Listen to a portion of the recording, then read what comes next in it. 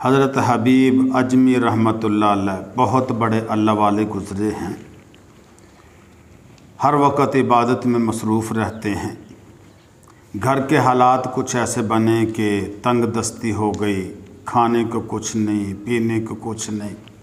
और जब ऐसे हालात हो जाएं तो एक इत्तेफाकी बात है, फितरी तौर पर घर के अफराद में चपकलेश सी आ जाती है, बहस व मुबासा, चिड़चिड़ापन घर में ना इत्तेफाकी। तो बीवी बहस करने लगी कि कुछ लाते नहीं खाने के लिए, क्या करें, भूखे मर जाएं। तो रोज़ाना जब शाम को आते कि अच्छा कुछ ना कुछ आ जाएगा, अल्लाह खैर करे, हौसला देते, कुछ ना आता।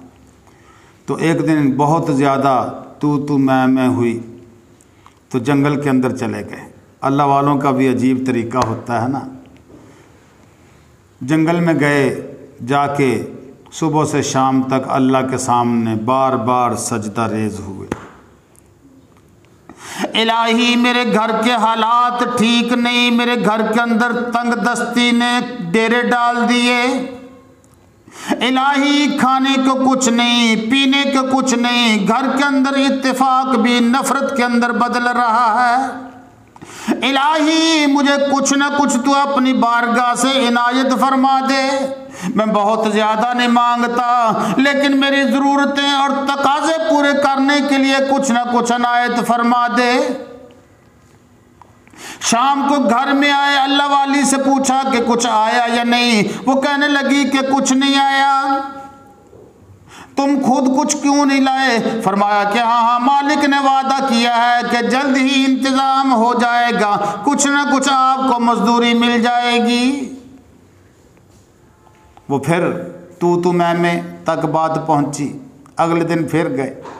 इलाही कल भी यही हाल था, आज भी यही हाल है। घर के अंदर ना इत्तेफाकी इंतशार बढ़ रहा है। शाम को घर में जब वापस आए तो देखा कि अल्लाह वाली ने दरवाज़ा खोला और मुस्कुराती हंसती हुई नजर आई। कहने लगी कि हबीब अजमी, मैं तो मान गई हूँ कि वाक़अतन तेरा मालिक बहुत अच्छा है। फरमाया कैसे? कहने लगी कि उसने अपने एक नौकर को भेजा था, उसके हाथ तेरी मजदूरी भेज दी थी। हैं? क्या आया? कहने लगी कि चंद थैले वो लेके आया है जो कि अशरफियों से भरे हुए थे, जिनके अंदर पीने का खाने का सामान मौजूद था, फल फ्रूट मौजूद थे, पीने के मशरूबात मौजूद थे, खाने के लिए सत्तू, जौ और आटा और शक्कर और घी मौजूद था। फरमाया हर चीज़ वाफर मिकदार के अंदर मौजूद है। और साथ ये भी पैगाम दे दिया कि हबीब से कहो कि अपने अमल के अंदर, अपनी मजदूरी के अंदर निखार मजीद पैदा करे। मेरे खजाने के अंदर कोई कमी नहीं और ना ही मैं कभी देर होने दूंगा। बस मैं तुम्हें आजमाना चाहता था, आजमा लिया, जितना चाहोगे मिल जाएगा।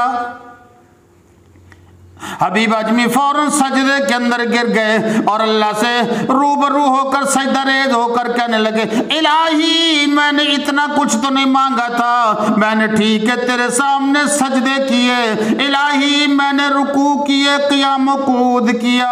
मैंने तो कहा था कि मुझे बकदरे ज़रूरत ज़िंदगी के तकाज़ों को बरकरार रखने के लिए इलाही कुछ न कुछ अता फरमा देना, लेकिन तूने जितना कुछ भेज दिया है मुझे महसूस होता है कि शायद मेरे सजदों की कीमत, शायद मेरे रुकू क़ियाम कुऊद का बदला मुआवजा तूने इलाही कहीं दुनिया के अंदर ही तो नहीं दे दिया।